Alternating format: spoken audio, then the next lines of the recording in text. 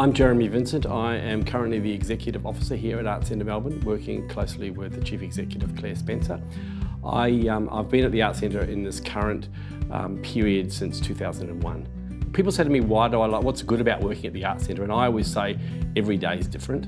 And I put that down to the fact that, it's a complicated building. There are lots of different venues, there's lots of different activities going on. So every day is different, and the pluses and the minuses are different as well. So, you have good days and you have bad days, and you have problem sorting, and you have, really moving forward moments. So that's the variety that I love.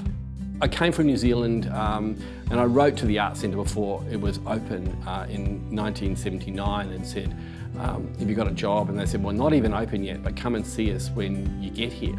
And so I arrived here in 1980 with the view of having an interview, and they sort of said, yeah, we're not open, but we're happy to use your PR skills. So I worked in a converted shipping container on the moat of the gallery, and we sold tickets to shows. We had a PR film. It was like an old PowerPoint that was before technology became really good and was always breaking down.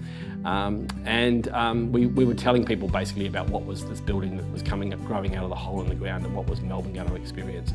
So I did hard hat tours of those early days, and I remember when Hamer Hall was being built, there was scaffolding right to the ceiling, and I was on top of the scaffolding, actually being able to touch the top of the ceiling and right in the middle of the auditorium, and it was quite scary, but it was one of those moments I'll never forget.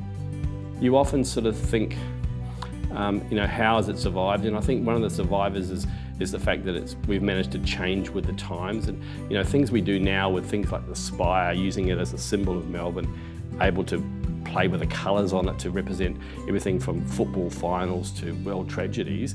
It's helped make us a really important element of Melbourne. And in the early days, there was questions asked, what would the city think if the Arts Centre wasn't here? Would they miss it? And I think now, yeah, they pretty much would, and there'd be a lot of people sort of chaining themselves to bits of the spire if anything happened.